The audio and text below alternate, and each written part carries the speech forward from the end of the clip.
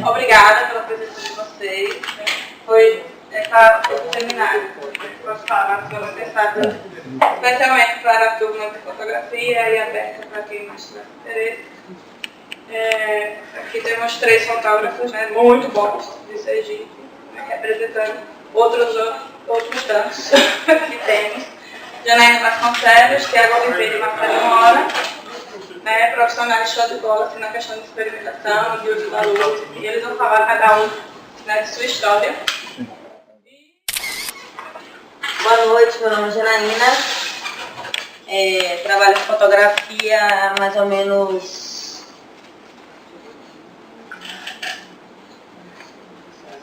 7 anos, estou caminhando por 7 anos de fotografia.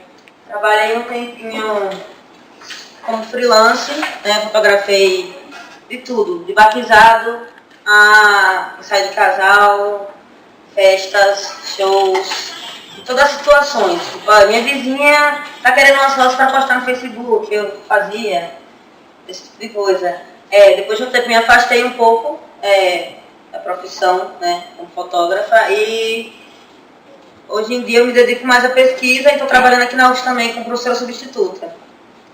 Eu comecei a fotografia de um jeito meio curioso, assim, eu não gostava de fotografar.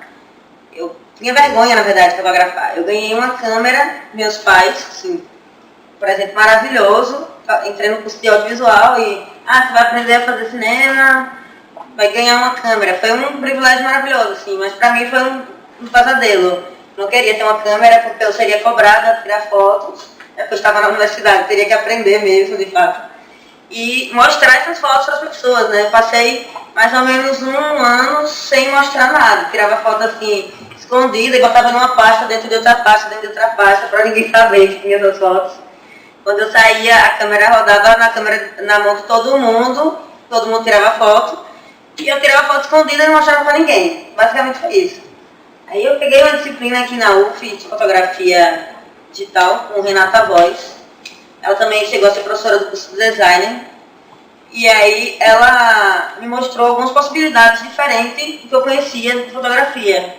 Ela chegou com um trabalho autoral sobre aproveitamento de arquivos e fotografia digital, colagem, outras visualidades relacionadas à fotografia. Aí eu comecei eu acho que isso é interessante, eu posso fazer e ninguém nem vai cobrar direito como é que eu fotografo, eu posso aproveitar imagens e fazer novas imagens. E eu achei bem interessante esse caminho, mas pelo caminho de não mostrar o que eu estava produzindo mesmo. Por vergonha, achava que eu fotografava muito mal, minhas fotografias eram terríveis, não fazia sentido, não sabia enquadrar, enfim.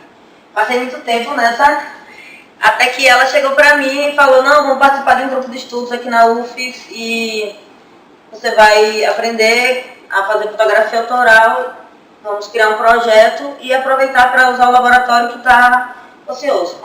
Tem muito material aí de fotografia analógica, tem muitos filmes, muitos papéis, que o curso de audiovisual não usava, né? Mais o material analógico. A disciplina tinha se transformado em fotografia digital, o laboratório ficou vazio. Basicamente isso. Eu não sei se ele existe até hoje, está no prédio de vocês. Caso exista, não sei, não existe mais, né? Seria uma possibilidade de reativar, ver uma copa, que pena. E aí eu trouxe alguns trabalhos, escolhi 3 trabalhos, na verdade. Até porque eu trabalho em um ritmo muito lento, assim. Às vezes eu uso a desculpa que eu estou no meu processo criativo, preciso de processo criativo, mas é porque eu demoro um pouquinho mesmo para fazer associações e desenvolver coisas. Faço uma coisa e paro, faço um pedacinho e paro. Esse foi o jeito que eu encontrei trabalhar, eu me sinto mais confortável assim. E eu vou trazer esses projetos. O primeiro projeto, não faço agora não. É o que tem essa imagem de fundo, vou falar um pouco dele, como foi que nasceu esse projeto. Ele foi criado a partir desse grupo de estudos que eu falei aqui na UFES. Renata me convidou e convidou mais 2 estudantes. Infelizmente o grupo acabou antes do tempo, porque ela precisou se mudar, né?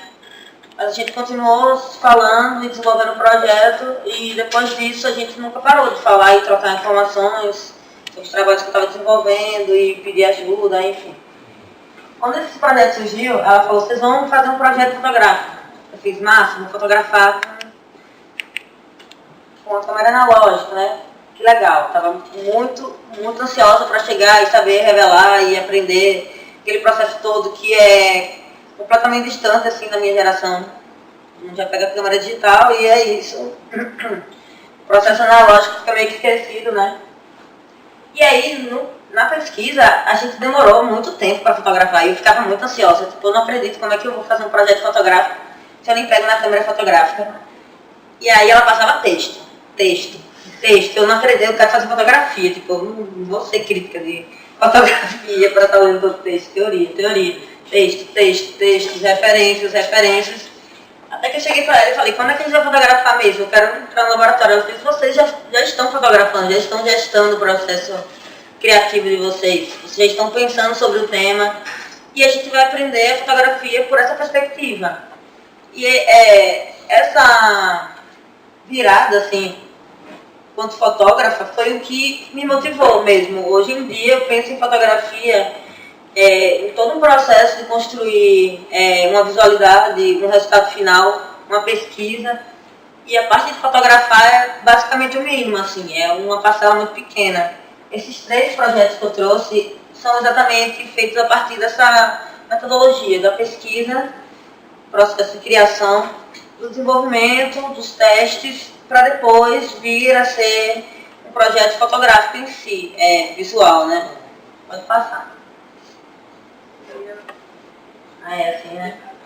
Eu trouxe só essa partinha aqui de uma base de referência teórica que eu uso até hoje, que é de Sandra Ray, que ela fala da arte como processo híbrido, e eu trouxe a citação. Para o artista, a obra é, ao mesmo tempo, um processo de formação e um processo no sentido de processamento, de formação e significado. A primeira vez que eu li esse texto, quando foi no grupo de estudos, né, eu fiquei, meu Deus, processamento, deu um filtro assim na minha cabeça. O que é que quer dizer esse processo, essa palavra processo, que diz uma coisa que é feita gradualmente e que se linka, né, que pertence a um universo que vai se desenvolvendo, se desenrolando. Não é um momento em si, o processo ele é contínuo, é um movimento, é um desdobrar de alguma coisa. E eu comecei a entender que a fotografia também se dá enquanto processos. O primeiro trabalho, pode passar, Gabi, veio a partir desses pontos aqui. Essa parte do texto só é para fundamentar mesmo os 3 trabalhos, certo? E depois eu vou só explicar como foi o desenvolver de cada um. Aí tem 10 procedimentos e significados, informação e deslocamento. Como é que eu posso transformar uma ideia, né, seja no ensaio, seja em uma série ou em um processo mais extenso mesmo, né, mais coerente. Através de associações de ideias, a gente vai transformar isso em imagens, né, se utilizando da fotografia como um dispositivo mesmo, como um meio, uma ferramenta. Eu demorei muito tempo para entender que eu não precisava necessariamente sair com a câmera todas as vezes para poder ter um projeto fotográfico. Não era necessariamente isso, né? Não é só a câmera que faz a imagem, mas a imagem também se processa a partir do momento que você começa a pensar nela, pesquisa referências sobre esse tema, sobre essa visualidade que você quer. E aqui tem alguns pontos que eu coloquei, processo de criação contínuo e não retilíneo. Pensar que quando a gente tem uma ideia, seja qual linguagem for, aquela ideia não é desassociada de nada, né? Ela não caiu do céu na sua cabeça, você não foi iluminado. Provavelmente ela veio de alguma vivência, alguma circunstância, alguma referência que você absorveu. E esse desenvolver dessa ideia também vai passar por esse processo de continuação, né? E não é dizer que hoje eu vou ter uma ideia e eu vou estar buscando desenvolver essa ideia e daqui a 15 dias eu vou estar à frente, né, no pensamento. Não é um passo retilíneo. Eu posso retroceder e voltar e não pensar mais daquele jeito e mudar de curso. Entender o processo criativo como esse ponto de partida, mas que não tem uma chegada certa, mas um caminho que você vai e você volta e ele não se faz de maneira regular, é um passo importante. A fotografia como mais uma ferramenta técnica para a transformação de conceitos em visualidades. Isso para mim ficou mais claro depois que eu comecei a trabalhar mesmo, desenvolver. Mas antes era muito difícil. Quando Renata chegou e falou que vocês vão desenvolver um projeto fotográfico sobre qualquer tema e vai ser isso. Daqui a um mês a gente vai estar no laboratório revelando essas fotos, né? Aí você, lendo uma arma de texto, super cabeçudo, começa a viajar. Eu quero falar sobre não sei o que lá, sobre ideias, filosofia, e não sei o que lá, tanta coisa, tanta viagem. E ela chegou e deu na minha cara, assim, isso que você está falando, como é que se enxerga? Como é que eu posso transformar, por exemplo, um sentimento em algo que o seu olho vai bater e vai conseguir decifrar, né, em comunicação visual. A fotografia vai ser uma ferramenta para você transformar conceitos, né, que não são vistos, né, são ideias, em visualidades. Só que essas visualidades precisam pertencer a um universo visível, né? Não dá para você fotografar o que não se vê. Como é que você pode representar o que não é visível através de elementos, de signos, de ícones, enfim. Processo fotográfico além do gesto de fotografar.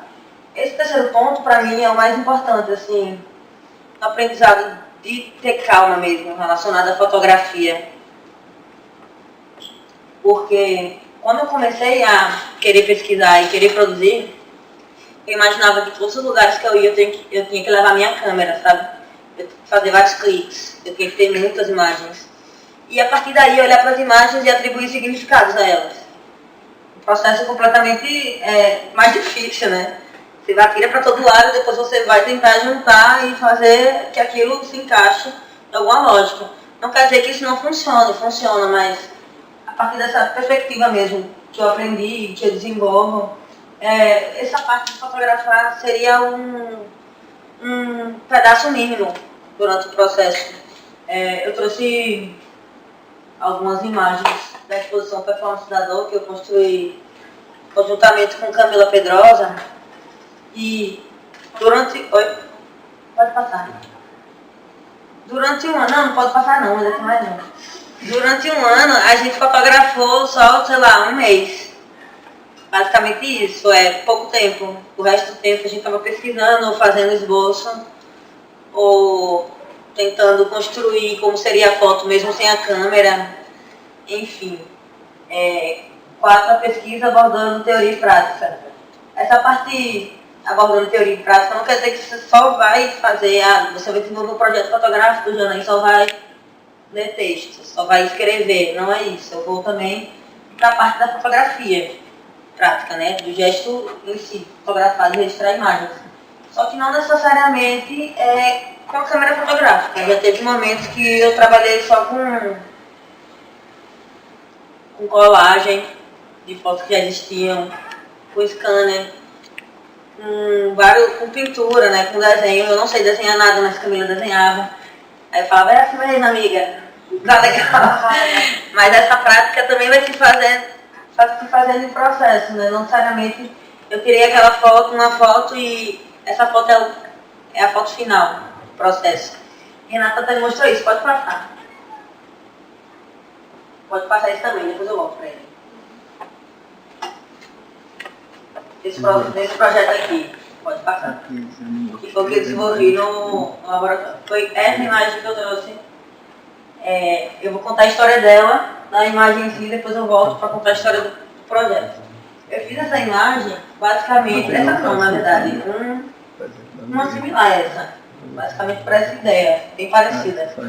Eu fiz uma vez, e cheguei para a Renata e fiz, tá pronta a foto. Aí ela falou, como foi que você fez? Eu fiz uma doideira, eu fiz uma sorte, eu nem sei o que eu fiz.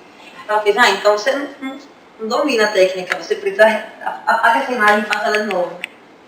Aí eu fiquei, não acredito, vou ter que apagar a imagem que eu consegui na sorte. Ela é justamente esse caminho, Jana. Se você desenvolve o projeto e a pesquisa e juntamente a técnica existe um momento que você consegue repetir ela, né? Um conjunto de técnicas são vários procedimentos que são anotados e são consolidados, a técnica é isso. E você vai repetir até que você tenha um controle. O controle agora da iluminação que eu usei, qual foi o ISO, a abertura, a velocidade, quais foram as condições para eu conseguir chegar nessa textura, nessa imagem, certo? Basicamente isso. Estão entendendo o que eu estou falando? Está muito confuso? Tá tranquilo, né? Pronto, Gabi. Agora eu vou contar essa história. Aí, nesse processo todo desse trabalho, um mês para desenvolver uma ideia e transformar em várias imagens. Aí eu fiz, não faço. Vou falar sobre o centro da cidade. E aí eu comecei a fazer a pesquisa sobre o centro na época da adolescência da minha mãe, basicamente na década de 80, e comparando historicamente o processo de urbanização da cidade, né, de Aracaju, e o despovoamento do centro, né, como é que esse espaço público agora se encontra esvaziado durante os finais de semana. Minha mãe falava que ia com meu pai namorar no centro da cidade, era um rolê assim. Até um tempo atrás eu não imaginaria, tipo, as pessoas indo passear num domingo no centro, sabe? É um espaço que sofreu outro processo de ressignificação, assim, passado o tempo. E aí eu comecei a fotografar, separei 4 domingos para fotografar o centro. A ideia inicial era essa, que o centro não existia durante o final de semana, né? Fotografar esse centro e esse lugar que não era mais utilizado durante 4 domingos, cada domingo com um filme, com um rolo de filme. Quando eu cheguei lá, minhas ideias caíram por terra, porque não existia mais rolê convencional, né? Existiam pessoas que moravam naqueles espaços, né? Os moradores de rua estavam lá ocupando aqueles lugares. Outras pessoas conviviam naquele espaço e aí eu percebi que eu não tinha um domínio sobre aquele assunto de fato, né? Eu queria fotografar e puxar uma perspectiva que não existia e também eu comecei a repensar se eu realmente estava nessa linha de fotografia documental, se eu queria realmente o centro da cidade, mostrar o que seria o centro da cidade hoje, ou se eu queria ressignificar esse espaço também dentro de um conjunto de imagens que eu gostaria de fazer sobre esse centro da cidade, né? E aí, esse projeto foi criado a partir disso, do centro comercial, nos dias de domingos, só que sem a presença de nenhuma figura humana. Não quer dizer que não existiam pessoas lá, mas o recorte que eu fiz foi justamente sem essas pessoas, da característica material, puramente, do centro, nesse espaço de tempo, né? Aí as fotos foram feitas em fotografia analógica, e aí depois que elas foram, podem passando, né? Depois que elas foram feitas, eu decidi que ia revelar, né? No laboratório, até porque tinha papel, tinha química, a gente tinha que gastar aquele material, era agora ou nunca, e foi isso. Quando revelei as fotos, eu inclusive perdi depois das fotos que eu revelei, outras eu dei, são um pouco irresponsáveis assim, às vezes, mas não façam isso, né? Eu percebi que não era a visualidade que eu queria no meu trabalho, já que eu estava abordando características físicas do centro e esse lugar que, apesar de ter sido em 2011/2012, me lembrava algumas imagens mais antigas e eu queria outra visualidade para essas imagens e a partir disso eu comecei a pesquisar como é que eu poderia transformar essa imagem analógica em um referencial também digital. Escaneei os filmes, aí não chegou na visualidade final que eu queria. E aí, por fim, eu fotografei todos eles numa placa de vidro com a luz de fundo e mostrando também o processo do negativo, né, do próprio negativo. Os negativos foram revelados, né, no laboratório e depois foram passados para o positivo de forma digital. Eu fotografei eles e fiz a mudança das imagens, inverti no caso em positivo no Photoshop.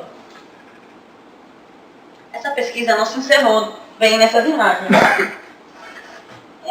Daí eu comecei a fazer outras pesquisas relacionadas a esse processo de cruzamento entre imagens analógicas, imagem digital e outros vetores relacionada a qual seria a fotografia e a relação com a pós-fotografia, né, que é a fotografia eletrônica e tudo mais, incluindo o uso de softwares e de outros dispositivos periféricos na fotografia, como scanner, Photoshop, enfim. Daí surgiu outro trabalho, que é o que eu vou apresentar no final, só que depois eu vou falar de performance da dor. Certo? Pode passar.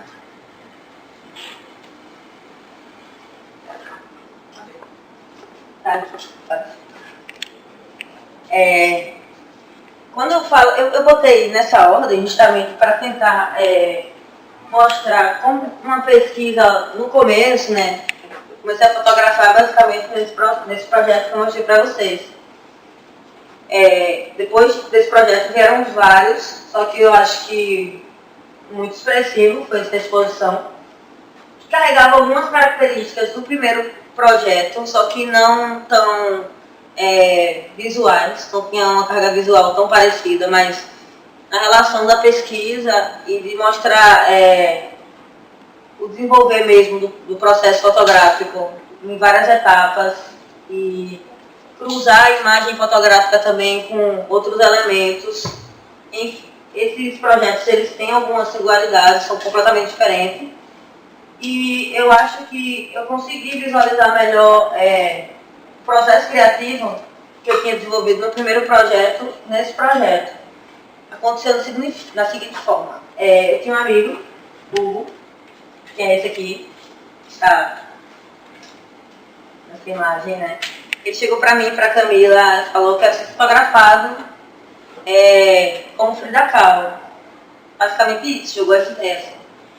A imagem seria completamente trivial, ele queria para botar provavelmente no Facebook, ia fazer alguma coisa tipo, bem simples. Tipo, amigas, vocês são fotógrafas, vamos fazer um ensaio e vamos dar esse close, assim, basicamente isso. Quando ele falou isso, a primeira coisa que veio na minha cabeça, na cabeça de Camila, foi, ele quer ser fotografado como Frida Kahlo, vamos colocar umas flores, né? Vamos colocar uma saia de fita, vamos marcar a sobrancelha, né? Fazer bem o mais provável possível a respeito da figura de Frida, né? E estava quase tudo certo, só que não tinha rolado o ensaio, ficou nessa de vamos fazer um dia, e não aconteceu. Até que eu e Camila trabalhava aqui na UFS como monitora e a gente fazia tudo junto e vamos fazer um curso junto no SESC. Inclusive com Renata também. Gente, Renata é muito maravilhosa. Se for falar dela. Nesse curso, Renata deu um choque de realidade na gente, assim, relacionado à fotografia, mostrou várias coisas. Sabe aquelas imagens que você fica, tipo, meu Deus, como é que alguém pensou nisso na vida? Como é que chegou a esse resultado? E a gente descobria um universo novo relacionado à fotografia e relacionado à arte mesmo. Não era só fotografia que ela abordava, ela falava de escultura, ela falava de pintura, de cinema. E a gente ficou com a cabeça cheia de ideias, assim, só que não sabia quais eram essas ideias, só estava com a cabeça cheia, assim, né, inquieta. E aí a gente se inscreveu, surgiu um edital do SESC e a gente se inscreveu, tipo, naquela piração também, vamos fazer uma imagem assim, assim, assim. Escreveu o edital super viajando, nem sabia que seria possível realizar aquelas ideias, né? Jogando palavras assim na folha para ficar bonita. E aí, para nossa azar e nossa sorte, a gente passou. Tipo, saiu o resultado do edital e a gente passou. A gente ficou completamente sem acreditar, porque tinha feito o projeto de uma hora para outra, porque tinha consolidado bem o que seria, né? Aí pronto, a gente tem um ano para desenvolver isso. Foi nossa sorte. Daí a gente começou a tentar botar o pé no chão e elaborar bem qual seria essa visualidade, qual seria essa abordagem de Frida Kahlo que a gente queria. A gente tinha um modelo, tinha ideia, tinha uns elementos Só que a gente não conseguia configurar isso em fotografia, era muito difícil ainda pra gente. E a gente ia falar sobre corpo, ia falar sobre dor, ia falar sobre elementos que parecessem, que fizessem citação às próprias obras de Frida, só que não queria fazer puramente remake, né? Como é que a gente pode constituir essa imagem e essa imagem pode se desdobrar em outras imagens. Essa primeira parte aqui é da primeira pesquisa mesmo, relacionada à semelhança de aspectos de cores, paleta de cores, de pintura, intervenção corporal e de cenário. Pode passar. A gente fez 3 obras de Frida e uma obra autoral que era ligada a todos os conceitos que a gente tinha desenvolvido nas outras imagens. Essa imagem aqui, no caso, é a imagem autoral.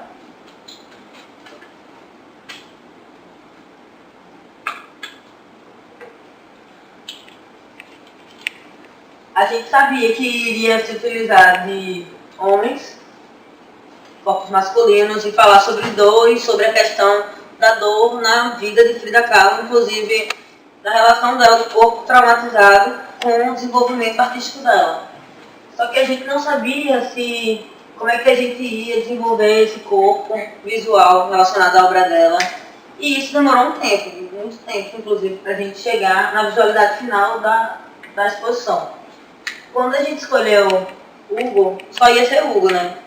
A gente começou a pensar que esse corpo que sofre uma dor teria outros desdobramentos. Não existe só a dor não se encerra nela mesmo.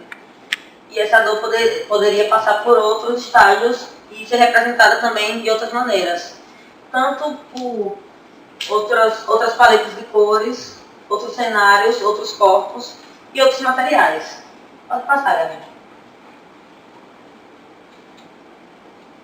Quando a gente fez os ensaios, e tinha escrito o primeiro ensaio só, na verdade, e tinha escrito o edital, a gente tocou num assunto que foi também uma zebra, assim, né? A gente falava sobre, mas a gente não sabia fazer sobre. A gente falava sobre o corpo e também na materialidade da fotografia, né? A gente não queria fotografia no papel e queria que a fotografia se comportasse também como corpo.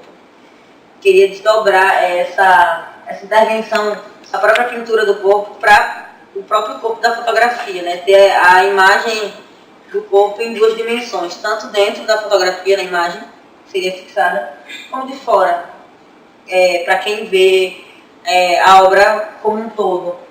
E aí a gente falou isso e tinha que cumprir isso, né? Você falou no edital, assim, vai ter que falar e vamos ter que buscar esse caminho.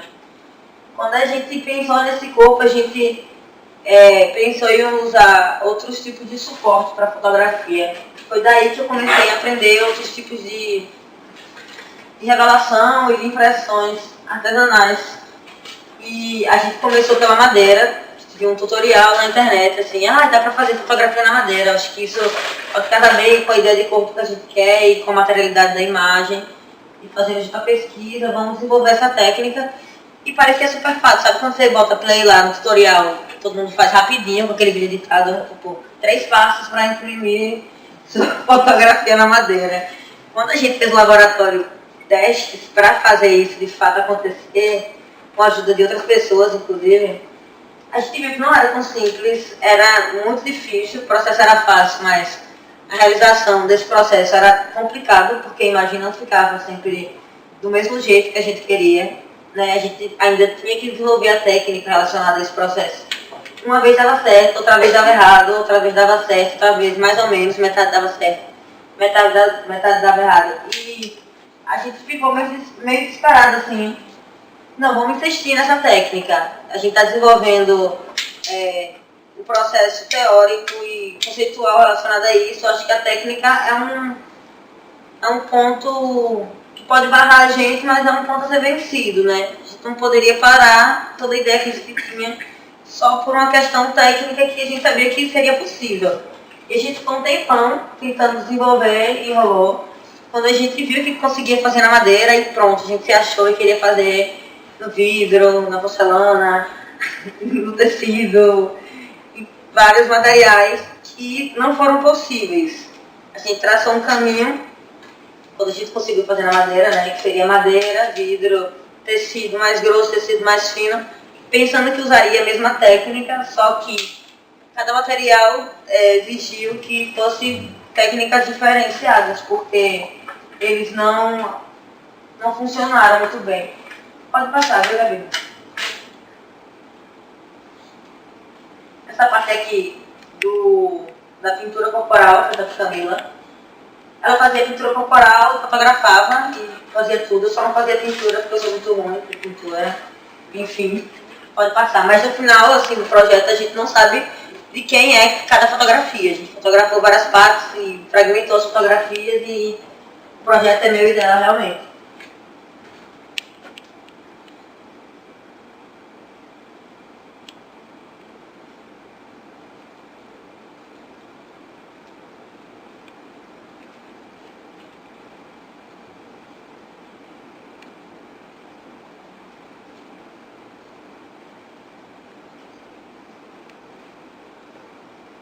Só são making off, né, gente? Aqui. Quando eu falei da madeira, a gente chegou nessa primeira obra, que foi a mais desafiadora, assim, na exposição inteira, porque ela media mais ou menos de altura 1,80 m por aí, e de largura uns 80 centímetros. Eram 3 placas de madeira naval, e essas 3 placas eram sobrepostas, né? Não, sobrepostas não, eram encaixadas uma na outra. Só que para fazer essa técnica a gente precisa de chamar de transferência, né? De transfer print. A gente precisa de uma impressão a laser, e o maior tamanho de impressão a laser que a gente tinha era tamanho A3. Em algumas gráficas ainda, era muito difícil de encontrar. E a gente teve que pensar como é que essa imagem ia ter essa dimensão que a gente queria, justamente pela atribuição de corpo que a gente tinha imaginado, né? A gente queria que a madeira fosse um novo corpo que iria ser o suporte da fotografia, mas também seria um corpo que iria carregar outras características visuais, né? No caso os pregos, que eram de verdade, eram pregados na madeira. E esse corpo só teria impacto visual e espacial também se fosse numa dimensão grande. A gente inventou, e agora como é que a gente faz? A gente teve que fatiar a imagem toda, todas as imagens foram fatiadas. E pode passar aí, Gabi, para mostrar o detalhe. Inclusive algumas ficaram um pouco falhadas, mas foi o melhor que a gente conseguiu.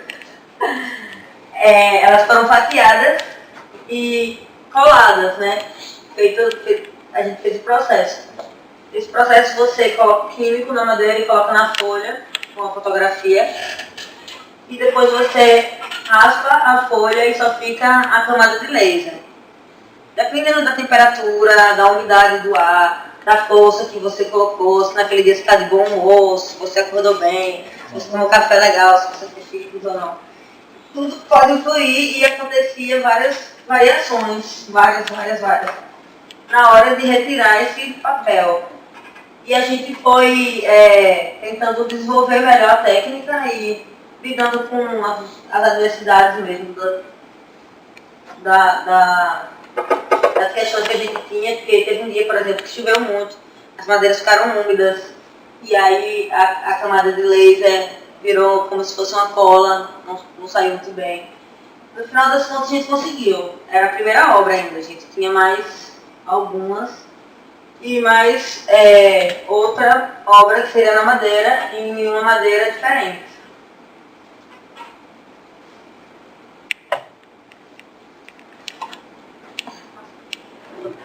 Olha, só são os detalhes mesmo.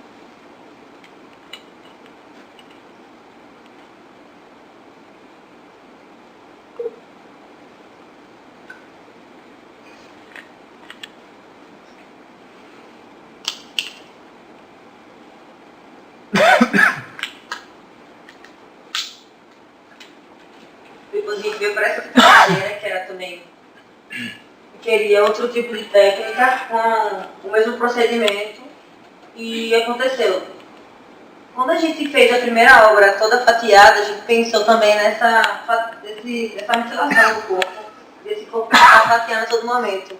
A gente fatiava e remontava a todo momento. Fosse no processo de fazer o transfer print, fosse no processo de montar as peças de madeira. A gente fez essa completamente fatiada e sobreposta. Algumas peças não apareciam bem, parecia um quebra-cabeça de um corpo meio desconfigurado. E as outras imagens também se configuraram dessa forma. O corpo fatiado que era todo quebrado e também se remontava.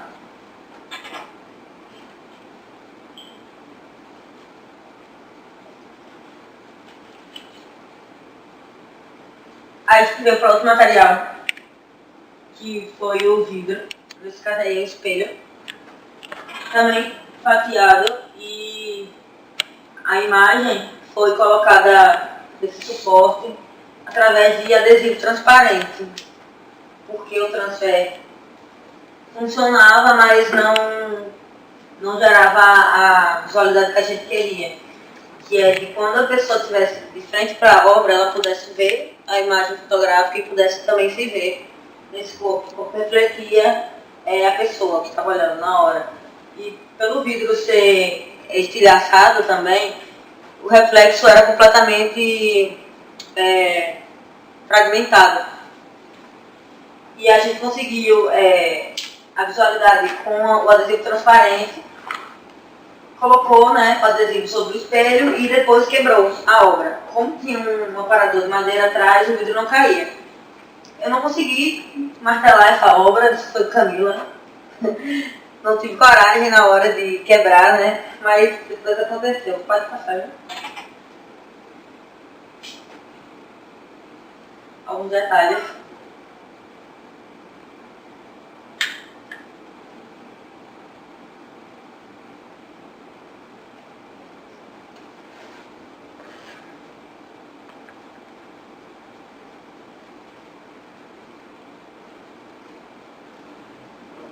Depois de materiais mais rígidos, a gente pensou em fazer materiais mais maleáveis.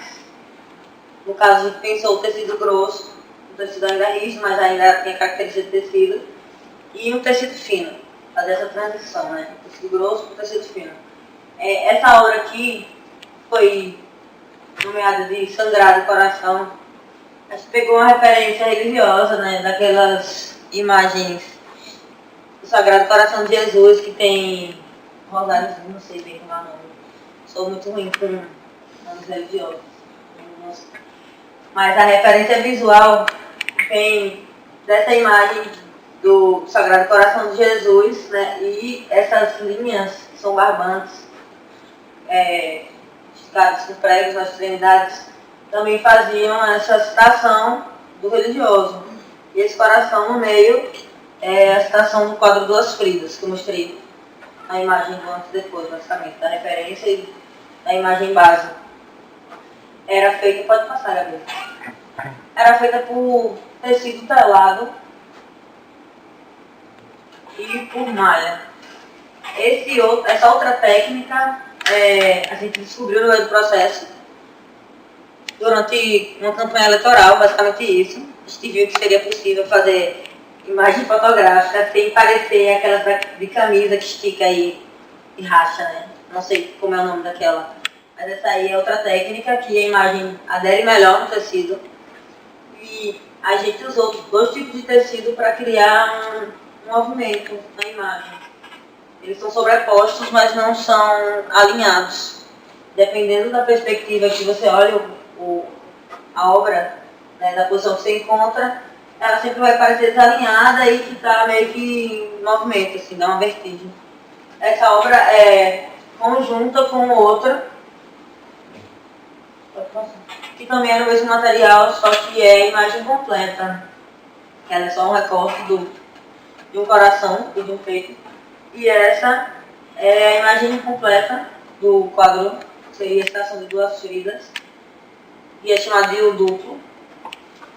Ela tem uma dimensão bem grande, de 2,5 metros por 1,5 metro.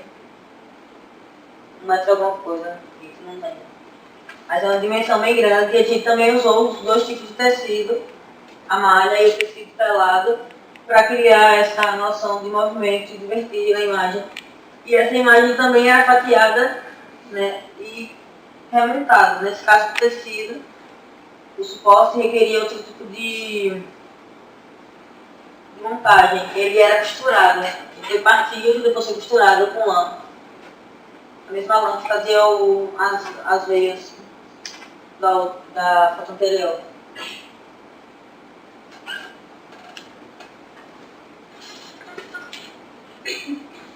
Do tecido grosso, acho que vem para a última obra, que é uma cortina, um mosaico de várias peças de voal. Esse tecido é bem fininho, o tecido de cortina, e ele é quase translúcido. A iluminação da galeria não ajudou muito não, a gente tinha imaginado essa obra de outra forma, na verdade, sabe? Outra tipo de iluminação, mas eram os spots que a gente tinha disponível e, acho que chegou na visualidade um pouco parecida com o que a gente queria. Eram imagens translúcidas que também eram sobrepostas uma na outra e uma se formava junto com a outra e o corpo que era fixado nessa imagem era inteiro e depois ele vai passando para quadros mais próximos e uma exposição também mais longa e uma imagem mais etérea até que a imagem se esvai. É o final da exposição. Essa obra aí é imensa, ela mede 4 metros de largura, bem grande. E é uma cortina também, um esquema bem difícil de ser montado. A gente teve que fazer uns cálculos, que não fui eu que fiz, claramente, né? Não sei lidar com isso, esse esquema aí. Foi pensado por minha prima arquiteta, graças a Deus.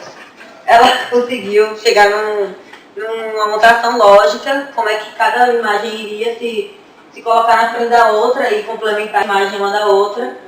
E como é que essa montagem poderia ser feita por qualquer pessoa que recebesse aquela indicação técnica. Pronto, é isso. Quanto tempo eu tô falando aqui? Fiz a minha gente já. Muito tempo, né? Eu já falei, vai? Meu Deus. Então pronto, depois de tempo eu falo da outra. Tá bom. Dá pra... Final, pra falar uma coisa? Posso mandar, já. Pode passar aí só as fotos da galeria. E aí, só pra mostrar assim, eu expliquei momentos... Oi? Pode ser, assim. Eu expliquei momentos técnicos, momentos teóricos e momentos de sugestão de coisas, de como o caminho vai mudando. Para explicar basicamente esse processo, né? Que eu falei, que não é retilíneo, não é uniforme, e como as coisas vão se encaixando e os conceitos vão ganhando forma e materialidade, visualidade. Como é que a gente conseguiu transformar aquelas ideias propostas que não fariam sentido nenhum em você pensar naquilo fotograficamente em imagem. Não necessariamente só fotografia, né? Fotografia é uma etapa nesse caso aí, dessa exposição. A fotografia é só uma etapa e os processos, o suporte e todo o resto que engloba a fotografia é o caminho. Basicamente isso. Se der tempo, no final eu falo um pouco sobre o outro, mas é isso. Muito obrigada e qualquer dúvida...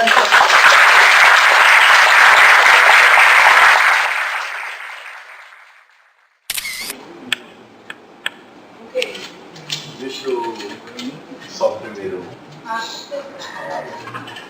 escrever umas coisas, porque... Não, então, eu comecei na fotografia, na verdade eu ia muito ao mercado, ia muito ao centro, sozinho, e a beber mesmo, né? Tá ouvindo? Tá ouvindo? Não. Então, Mais alto.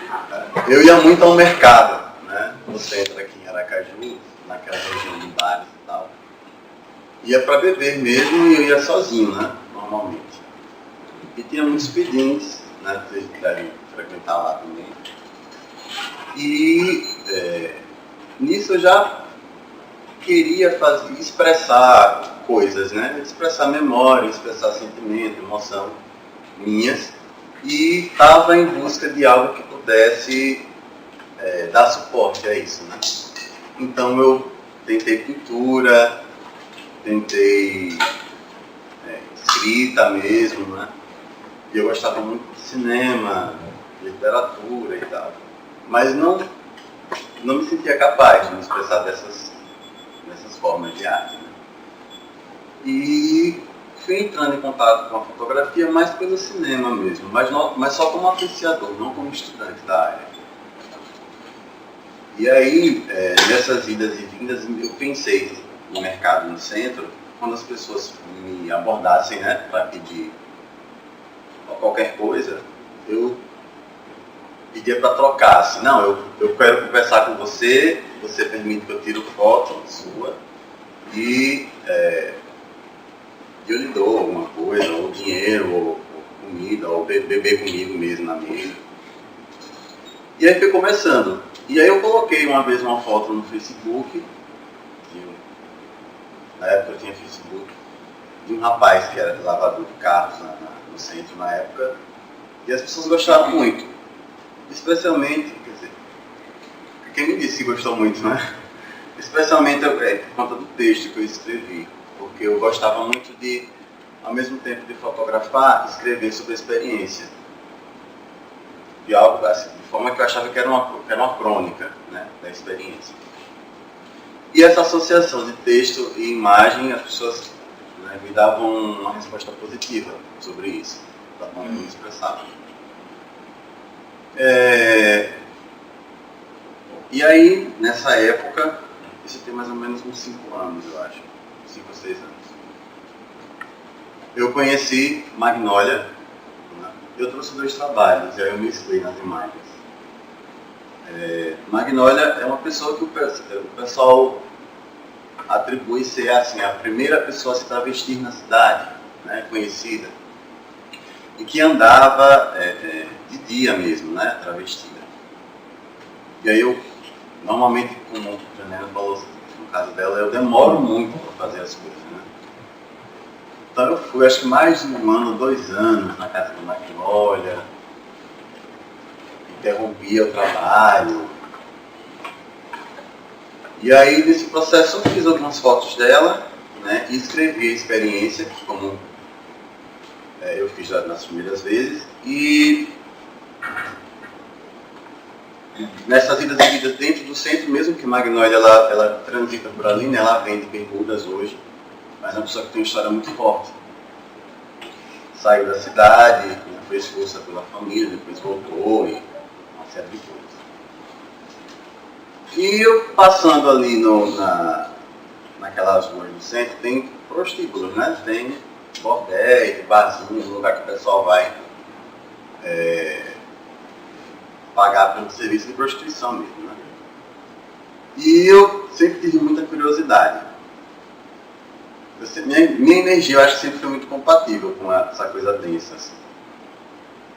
E aí eu passava pela rua, não, vou entrar, né? Aí não vou entrar e tal. E até tive coragem e entrei, assim, nos bordéis. Que é um outro trabalho que eu iniciei, né, nesse processo aí, de idas e vindas ao centro. E conheci as meninas no lugar, as moças de um bordel que tem lá no centro, perto de Barbosa, lá perto do mercado. E acabei me tornando amigo delas, né? No início foi um pouco difícil, porque é complicado lidar com a imagem, né, das pessoas. E elas eu sempre vinham achando que eu estava querendo alguma coisa no sentido sexual mesmo, mas logo abri o jogo, né? E combinava para não, assim, eu disse a elas que eu não ia mostrar o rosto, mesmo elas dizendo que não tinha problema, então sempre tive esse cuidado. Então a maioria das fotografias não aparece muito o rosto, ou não aparece mesmo.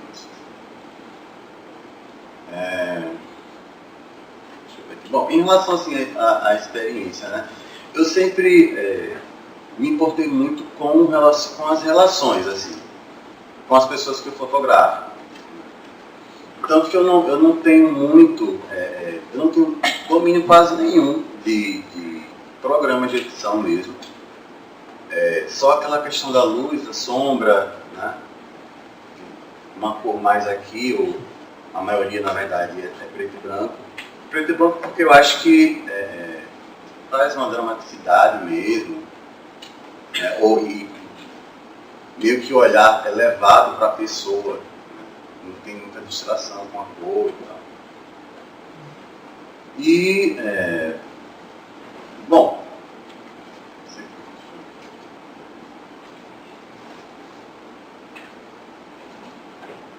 pronto, uma coisa que eu acho importante, né, falar, é essa coisa, quando a gente vai fazer fotografia documental, me vem muito assim, a pretensão de inventar a realidade dos outros, né, porque o que aparece na verdade é só uma invenção, uma tradução do que a gente pensa, de uma realidade ou de várias realidades, né. Então assim, é importante às vezes falar que eu não tenho proximidade com a realidade de uma pessoa trans, uma pessoa transgênera. E nem tenho também proximidade com a experiência de ser mulher, né? Então, logo quando eu comecei a fazer assim, 2 trabalhos, especialmente das moças, as primeiras fotos eu mostrei para algumas amigas, né? E que amigas que tinham algum envolvimento, né, com o movimento, os movimentos feministas e tal. Eu tinha medo de expor e de mostrar um corpo de mulher objetificado, né? Eu não racionalizava dessa forma na época, mas era só um medo de passar uma imagem do trabalho ou erotizada demais, ou tinha medo disso, de ser pornográfico ou erótico demais. Eu acho que se puder ir mostrando, depois eu falo outras coisas. Eu mesclei o trabalho de Magnólia com uma das moças do bordel lá.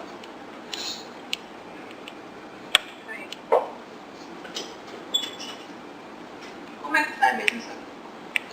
Aí embaixo, direito. Aqui. Só clica.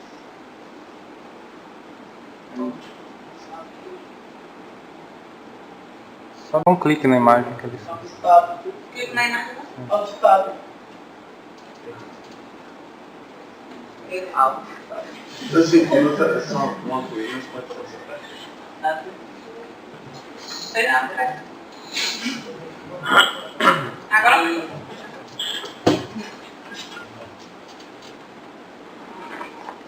Segundo trabalho de fotografia documental, é bem mais clássico mesmo, não tem nenhuma alteração assim na imagem, a não ser o que eu falei mesmo, de alguma coisa relacionada à sombra, à luz.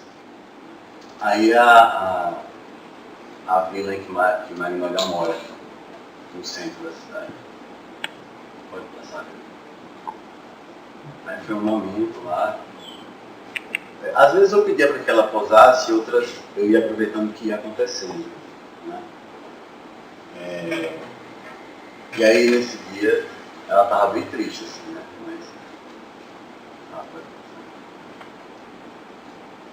Aí foi a primeira vez que eu fui na casa dela. E aí vocês podem ver assim, que a imagem é de um homem velho, né? Mas ela muitas vezes se refere a ela mesma de modo feminino, né? E sai na cidade maquiada também. Então teve uma vez que eu fui lá, muito abestalhada, né? Perguntei a ela, por curiosidade mesmo, porque eu não entendia, mas como é que você se sente, né? Você se sente homem, você se sente mulher? E ela tapa assim, na minha cara, né? Eu me sinto Magnólia. Então, pode ir.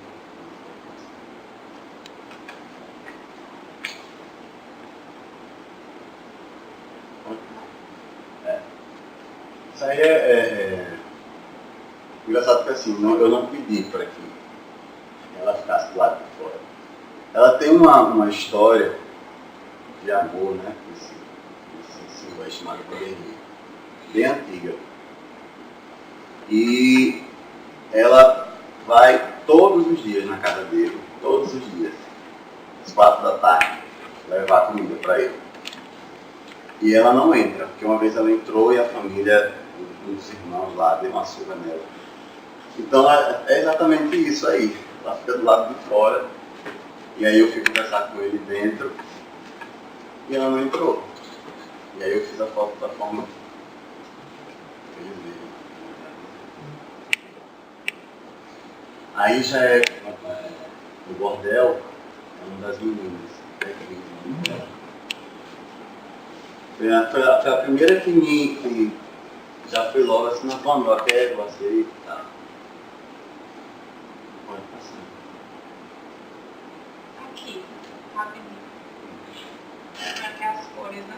Você... É mais forte. Ah, não, e o verde, né? O vermelho. É. Você Não arranjou precisa não? essa complementaridade aí não. Né? Não, é na... Tava ali, ia acontecer. Olha.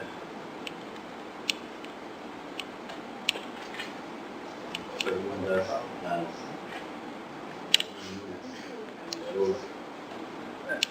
então assim, tem algumas histórias muito fortes delas que, por exemplo, Josi, ela é esposa de um presidiário. Eu não recordo se ele sabe que ela trabalha com prostituição, mas ela trabalha para manter a família mesmo, né? Tem moças que estão desde os 14 anos, já 40, 30 e poucos anos, e desde criança ou pré-adolescente que está na vida, deles levadas por outras mesmo.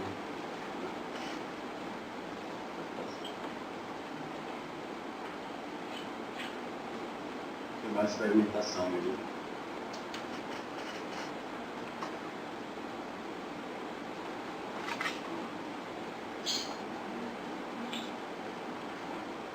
Aí já é de um outro bordel, mas é porque funciona mais ou menos assim, né? Não sei se vocês sabem, mas nessa mesma rua aí tem pousadinhas. E tem um que é um bar, que elas cobram por volta de uns 50 ou 40 reais, e 10 reais vai para o jogo do bar. E elas ganham alguma comissão com cerveja. E nesse caso foi numa pousadinha mesmo. Tá meio escuro, mas ela estava tomando banho, estava iniciando um banho mesmo. Ela achava que eu ia querer transar, né?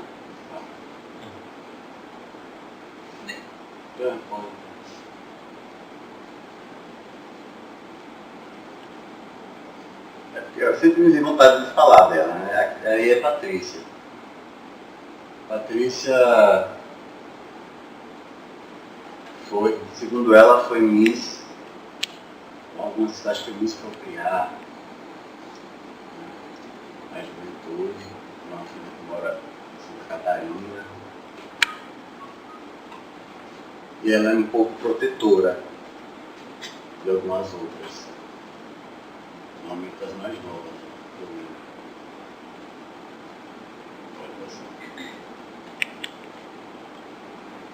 Ainda é.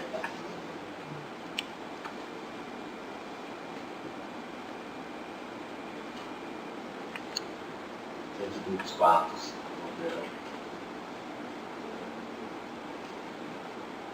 Ainda é Josi. Eu levava às vezes um véu só para cobrir, não que aparecesse muito rosto. Aí a cama mesmo, cama e a parede.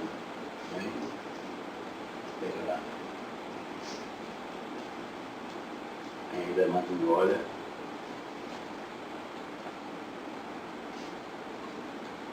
Aí a Magnólia numa apresentação, na primeira semana da visibilidade trans, aqui de Aracaju. Lá atrás a Lohana, que é uma mulher trans também, militante. E aí ela estava se preparando para receber uma homenagem. De ser reconhecida, né, como uma das primeiras pessoas a se travestir na cidade. Ela se preparando e tal, porque ela queria muito se apresentar, porque acho que na década de 60 ou 70 ela era ela costumava ir em bailes aqui em Aracaju. Uma vez foi no iate clube aqui, né? Tinha um restaurante lá, uma coisa assim, e ela entrou com um cara daqui que era dono de uma loja. Gavetão, o nome dele. E ela tava, né? Menina e tal. E foram expulsos, os dois, do lugar. E ele proibido de voltar lá. No iate clube. Aí foi a primeira foto que eu fiz dela. Foi no barzinho que tem dentro daquela parte de artesanato do mercado.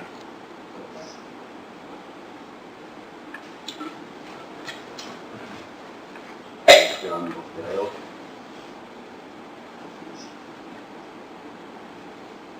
E aí foi uma vez que eu pedi para que ela tinha esse vestido. Ela ganhou umas meninas, né, da Semana da Visibilidade Trans mesmo. Acho que foi de Lorana, não foi de Linda, uma das muitas. E aí eu pedi para que ela vestisse. Eu queria fazer uma foto dela, assim, à noite e tal. Acho que aí acabou, viu? Acho que acabou. Aí assim, só que o que eu queria mesmo era só ler, assim, as crônicas, duas coisas que eu fiz, assim, são curtos os textos, da experiência que eu tive, das duas, né? A primeira é das mulheres, das prostitutas. Nessa época eu estava iniciando uma nova vida espiritual e tal, entrando numa nova religião mesmo, né? Foi da Umbanda. Aí o nome do texto é Alguns de Cabaré. Disseram-me que para andar em bordéis, alguma proteção para o espírito eu deveria procurar. Me recomendaram banho de limpeza, de força, cristais, defumação, oração, mas eu sou tão indisciplinado, ao invés disso eu bebo e danço com as meninas, todo aberto. Ainda assim, creio na proteção de Oxalá, meu pai, creio em Padilha, a Exu mulher, com o ouvido preso às portas dos quartos onde se deitam as moças, zelando por elas. No entanto, há um mal do qual o astral não me protegerá nos cabarés, o qual não poderá ser lavado em sal grosso. Trata-se de um Egum que habita as sombras do pensamento, que passeia em mistérios, que se alimenta de esquecimento e que aparece feroz, mas silencioso, como um lobo à espreita, nos olhos tristes das mulheres com as quais eu divido as mesas do bar. Uma coisa que eu tive muito medo foi depois, né? Logo quando eu comecei aí, até por sugestão de um amigo, e eu também mesmo pensava no nome muito assim, eu chamei assim projeto de Moças Tristes, né?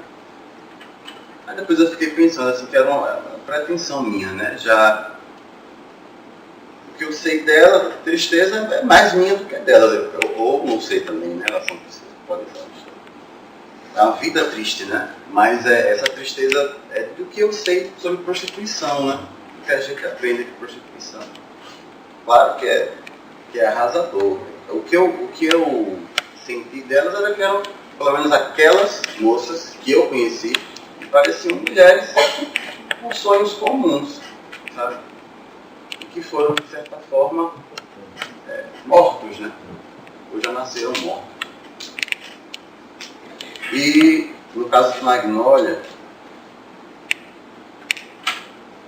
é uma crônica que foi da experiência de como eu conheci, né? Magnólia, Memória, Invenção e Esquecimento. Magnólia nasceu em Aracaju em 1948 e na infância, segundo ela mesma, tentou achar o arco-íris que a transformaria em mulher. Aos 16 anos de idade foi levada à prostituição por gente influente da cidade. E aos 18 foi mandada a Santos na boleia de um caminhão para amenizar o desgosto da família. Durante o período da ditadura, ainda em Santos, Magnólia foi presa várias vezes por vadiagem. No ensaio fotográfico que fiz de sua figura, não tive a intenção de classificá-la como pessoa transgênero. Embora eu tivesse percebido a expressão do feminino na fala, na maquiagem e no modo de se referir a ela mesma, a imagem masculina que traz suas roupas me deixou confuso no início, porque até então eu era incapaz de alcançar a complexidade de sua identidade de gênero. Não ouso mais tentar denominá-la. Quando fui visitá-la pela primeira vez, achei que haveria sepultada em sua casa no centro da cidade, amargando a velhice como sobrevivente de uma vida de poucos prazeres, mas abundante por pequenas tragédias passionais cotidianas. Em parte eu me equivoquei. Embora vivendo a precariedade e as limitações de um corpo idoso, ela vive o seu máximo, sem entrega à sua condição física. Falou-me do nome Magnólia, não escolhido por ela, porém aceito sem contendas como símbolo de um destino.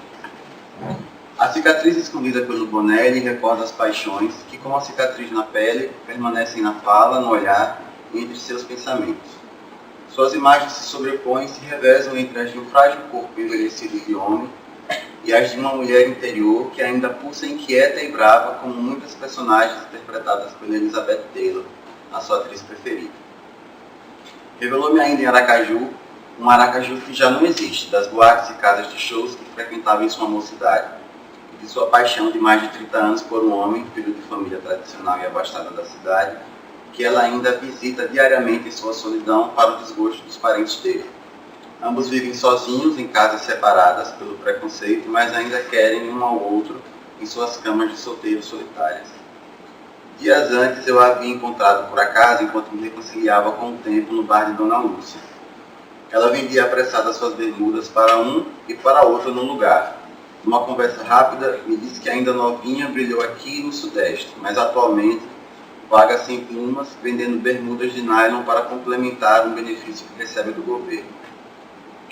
Certa vez ela disse a um amigo documentarista que adorava o filme Gata em Tetris Quente, e por um motivo simples, a personagem protagonista, Meg the Cat, Elizabeth Taylor, era ela, talvez do mesmo modo como a Gina Rowlands em Uma Mulher Sob Influência sou eu algumas vezes. Ocorre que, há muitos anos, quando ainda vivia em São Paulo, teve um amante alcoólatra que a agredia moral e fisicamente, mas que, segundo ela, quanto mais ele a violentava com surras e maus tratos, mais ela o amava. E a Meg, no filme, com resignação quase divina, aguardava o marido, Paul Newman, voltar a vê-la com os olhos do amor, entre insultos, uísque e humilhações. Melhor é pensar que cada um sabe de si o que pode, e pior do que sofrer em nome do jogo perdido do amor, é não saber engendrar para si mesmo realidades.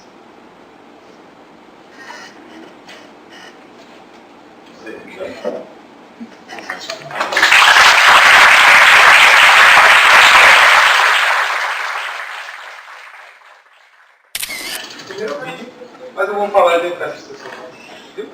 Oi, gente, boa noite. Então, eu sou Marcelo Mora, sou fotógrafo há uns 20 e poucos anos. Meu background eu venho da fotografia de música, sempre fotógrafo de música. Trabalhei 5 anos no coletivo aqui de Aracaju, chama Trotamundos Coletivo, que a gente trabalha com formação, fotografia documental. Você tem história de que é documentário, a gente sempre fez muito isso. E depois de um bom tempo, eu comecei a namorar, apertar um pouquinho com a coisa do vídeo, mas de uma forma bem casual. E comecei a usar o Instagram como uma forma de visualmente começar a colocar, né, o que eu via, o que eu sentia, as coisas que eu pensava. De forma realmente bem casual, não havia interesse nenhum, não era para virar série, não era para virar um trabalho nem nada. E casualmente acabou se tornando um trabalho. Que depois que foi uma coisa totalmente por acaso. Eu estava viajando uma vez e eu sempre postava, né? Na época, você lembra que o Instagram só era 15 segundos, né? Aquele videozinho de 15 segundos. Aquele vídeo que você postava ficava dando só dava aquele gostinho, né? Ficava só com aquela. E era um troço totalmente sensorial. Viagem. Não tinha pretensão de nada. E aí 2 amigos meus, músicos, fizeram um comentário, uma foto, o Vinícius Big John e Rafael Ramos, vocês conhecem, um toca na Bajos, outro tocou na Couto há muito tempo. Eles chegaram a fazer um comentário, dizendo assim, Rafa, você já fez trilha para essa música, para esse vídeo? Achei estranho. assim, besteira com vídeo. Aí Rafa disse, não, ainda não, tá perguntando, pô, gente, pô, que história é essa? Ele falou, não, todo vídeo que você coloca, Rafael chega em casa e coloca uma trilha. Eu falei, de 15 segundos ele Rafael gosta, você faz um videozinho, posta lá, ele pega e fica olhando e ele faz uma trilha. Aí eu cheguei, pô, vamos ver se a gente, né, junta essa história aí e tal. Aí eu falei, ele perguntou, mas pô, 15 segundos, eu falei, pô, os vídeos têm 1 minuto. Aí eles enlouqueceram, pô, tem 1 minuto, sabe, tem 1 minuto. Ah, não, a gente tem que se encontrar para ver essa história direito. E aí a gente começou realmente a trabalhar, né? Eu levei todos os vídeos que eu tinha e tal, fui super animado, para a gente começar a trabalhar. Só que os vídeos não tinham roteiro, não tinham ideia, não tinha nome, não tinha nada. Então, no primeiro dia que a gente se encontrou, aí nós fizemos 8 trilhas. E a química funcionou muito bem, né? Muita ideia, muita doideira e tal. E aí a gente chegou, a gente fez o primeiro vídeo, esse primeiro vídeo foi no PDF. Sim.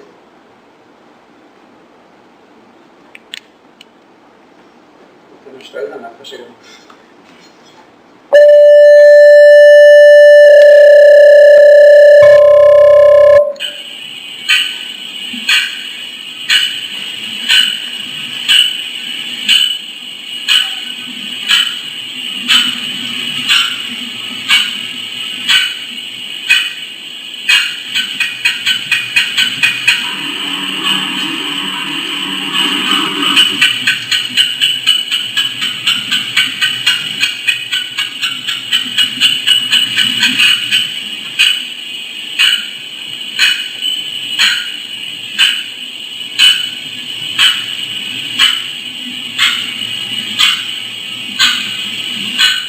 Nós queremos que vocês descubram o que a gente já fez.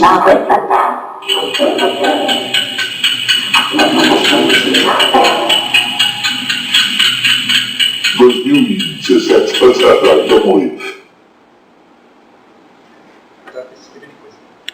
Aí a gente começou a fazer um bocado de vídeo e tal. E aí Big John uma vez chegou para mim e disse, não sei, você conhece um programa chamado Audacity?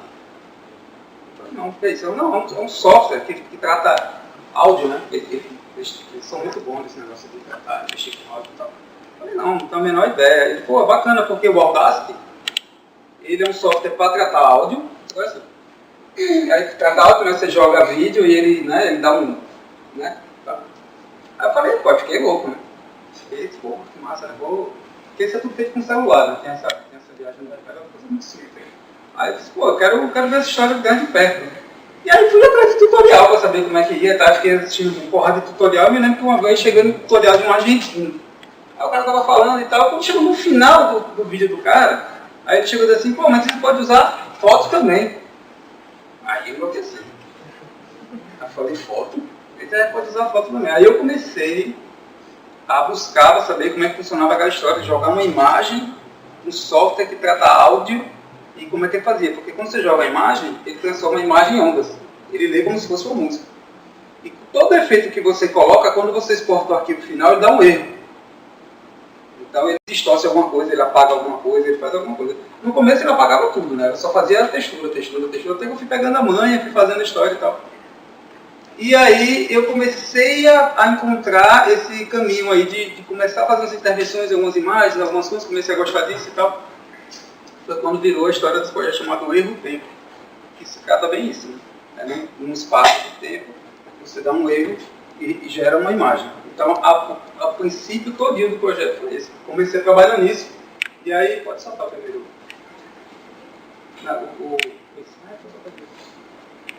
E aí foi o primeiro projeto, um projeto chamado O Zelo e a Dor, que é um projeto... Só para isso, não posso fazer. Todas as trilhas continuam, o projeto todo, ele acabou por questão de agenda mesmo, que ninguém tinha tempo para fazer. Mas todas as séries que eu faço, a gente compõe uma trilha. Então todas as séries têm uma trilha. Porque para mim, assim, dentro da fotografia escolhida, para mim, toda fotografia, toda série, ela tem uma questão musical, até porque por esse background da música e tal, eu não consigo desvencilhar não, eu sempre gosto de ter música perto dos meus trabalhos.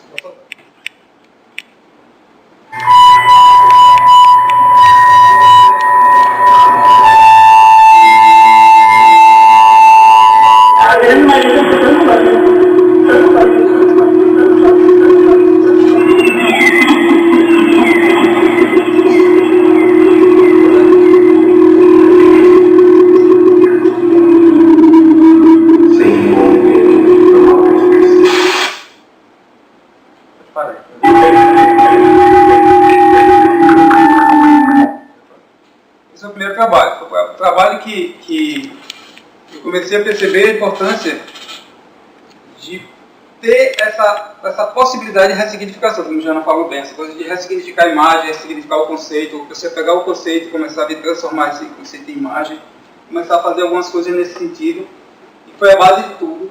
É um projeto ainda que eu mexia muito pouco na imagem, né? Esse é um trabalho documental feito no São Cristóvão, os Penitentes, eu sempre me encontro com meu amigo Adilson Andrade por lá, para fotografar. E aí eu sempre, todo ano fotografo, é um trabalho contínuo, um trabalho que não tem perspectiva assim, de parar, porque eu gosto de fotografar, mas é um trabalho mais documental ainda desse projeto. E aí foi desse que eu percebi a importância de começar a ressignificar tudo que você tem no que você está fotografando e trazer para dentro dessa fotografia. Então as texturas foram texturas que eu colhi lá em São Cristóvão. Tem uma parte das texturas que eu usava que era da cruz do Cristo, eu fotografava a textura de perto, eu usava isso como background.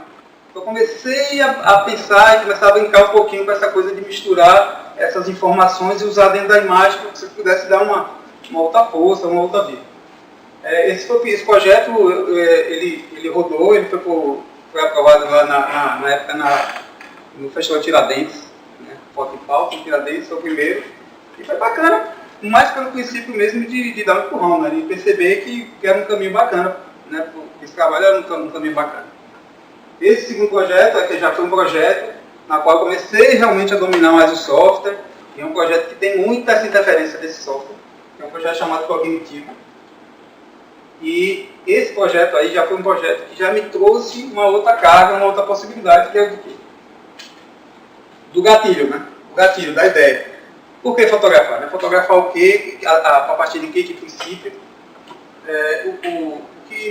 O start desse projeto foi um outro projeto super antigo, na época, como eu falei, de Trata-Música Coletivo. Foi um projeto que a gente aplicou uma oficina de fotografia no CAPS Geo Patrício. E a gente fez aquela oficina e imagina, né, toda aquela hora de você dar oficina para pessoas com deficiência mental e que ninguém achava que aquilo era possível e tal, e que era uma coisa absurda, que era uma coisa que nem o próprio CAPS apoiou. Porque as primeiras tentativas que a gente ia lá, por exemplo, o CAPS estava fechado, a gente marcava que ia dar oficina, chegava lá tudo preparado, chegava lá, os caras mesmo fechavam, não acreditavam. Até que a gente foi e conseguiu dar aquela oficina. E aquilo ali, primeiro, mudou totalmente minha vida em relação à percepção que a gente tem do outro. O que é possível e o que não é possível. Como é que a gente pode dizer que alguém não é capaz do que isso é possível? Qual o limite que o ser humano tem? Como é que as coisas vão funcionar? Principalmente em relação à linguagem no qual eu defendo que é a fotografia. Então, teve uma frase. Esse projeto é um projeto já bem antigo, de 2005. E recentemente uma discussão a respeito disso, dessa coisa de inclusão, das possibilidades, do que é possível e o que não é. E aí eu me lembrei bem dessa passagem, fez, claro que é possível. Como não é possível? Eu sei que é possível porque eu vi. A gente transformou uma aula que era uma oficina de fotografia que ia durar 2 dias, a gente passou 2 meses dando aula.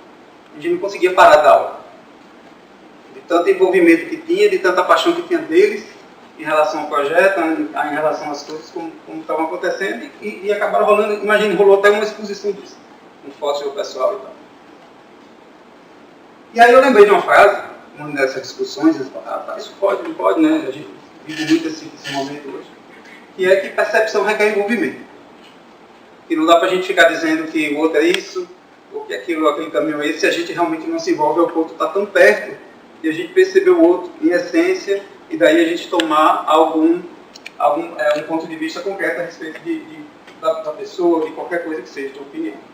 E aí eu fiz essa série eu retomei, eu fui na Getimana, que era o lugar onde tem o CAPS, eu fotografei o entorno, eu precisava daquele background, e os personagens, como eu não tinha mais contato, né, e na época eu me lembro que eu não fotografei, porque a gente dava aula, era o Isaac que dava aula, mas eu filmei. Eu me lembro que teve um momento que nós fizemos uns vídeos com eles, porque a gente estava tão louco com o resultado da oficina que a gente fez um vídeo com eles falando um pouco da experiência deles naquilo. Vocês gostaram? Não gostaram?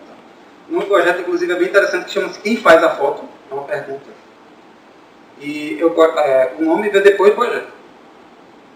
Porque o projeto foi batizado, era Oficina de Fotografia Básica CAP Geopatrícia.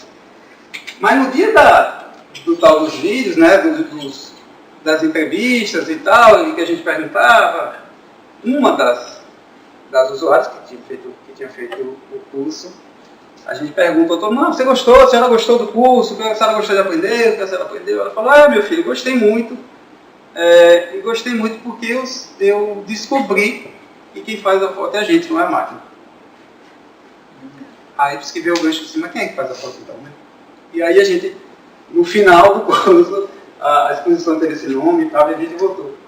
E essa coisa da percepção que é envolvida foi muito clara. Então, como eu não tinha as imagens, as fotos, seja para ressignificar, seja para pegar e fazer, eu coloquei esses vídeos para rolar e eu fotografava o vídeo.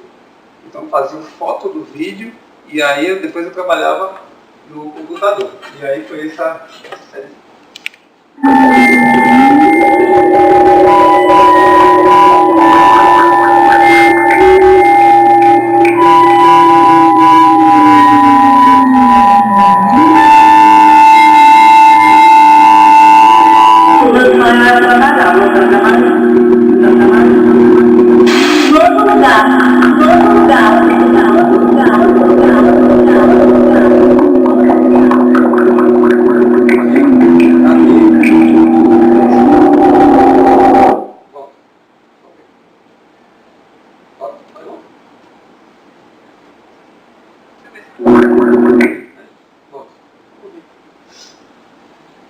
E essa série foi a série que mais rodou até hoje, assim, a gente já rodei. Eu fui para Foto de Pauta, Festival de Cadilson também, de Santa Ele, né? Uma Concha de Agosto, foi para BH, foi para São Paulo, Rainbow Station, foi um bocado de coisa. Essa experiência minha lá em São Paulo, expondo lá em São Paulo essa série, foi bem interessante, porque ela me deu a real do que é o projeto. Como foi isso? Eu participei de um projeto chamado Lambis na Laje, que era lá na Rainbow Station. Era uma grande feira de economia criativa, e você tinha design, fotógrafos, todo mundo estava lá, na verdade, era para vender seu trabalho. Quando chegou lá, você tinha aquela profusão de cores, né, designers, aquela coisa toda, porra, muito trabalho bacana. E eu, né, aquela coisa meio soturna, né, Mas eu percebi uma coisa, teve um gancho interessante. Tudo que eu vendia era quando eu falava o que era. Eu não vendia imagem pela imagem. Eu vendia imagem atrelada ao argumento, ao conceito. Quando eu chegava e parava e falava, a pessoa perguntava: me diga uma coisa, o que você quis dizer com isso aqui? Eu falava, eu contava história, a pessoa levava. Então aquilo tinha uma carga forte, muito grande dentro do trabalho. Quando eu comecei a estudar cada vez mais essa coisa da fotografia expandida, eu comecei a perceber que a fotografia expandida tem muito isso. Você tem essa coisa de você argumentar, de você se colocar na sociedade, você colocar para o mundo de uma forma. É uma opinião sua, uma provocação que você recebeu e você está colocando aqui para fora. E essa era uma provocação, essa coisa, né, de percepção requer envolvimento. Né? Será que a gente percebe o outro tanto? Ou será que a gente se envolve tanto ao outro de chegar assim, eu te percebo, eu sei o que é você? Será que a gente tem esse poder de fato? Será que a gente faz isso também? Então essa discussão, eu comecei a perceber que esse tipo de discussão é muito interessante, porque não é parte de mim, mas é uma coisa que acaba chegando em muita gente.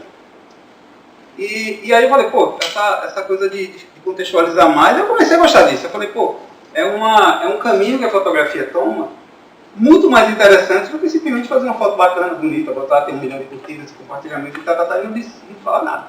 No final das contas, é mais uma foto bonita dentro do contexto. A história contava muito. Então eu tinha vários elementos agora. Eu tinha a imagem, eu tinha a história, eu tinha a música, eu tinha a ressignificação de imagens do lugar. Então tudo isso me cativou muito dentro desse processo. E aí eu comecei a pedir outras séries, algumas coisas. Eu trouxe duas séries. E depois eu trouxe 2 séries agora que eu fiz de autorretrato. E aí foi outro viagem.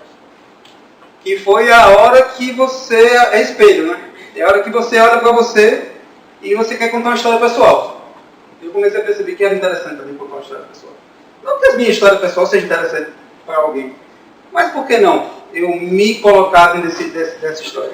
Por que não a gente enfrentar os velhos fantasmas também. Por que não? Por que a gente não se colocar nesse ponto? E aí eu, muito empurrado, vamos dizer assim, né?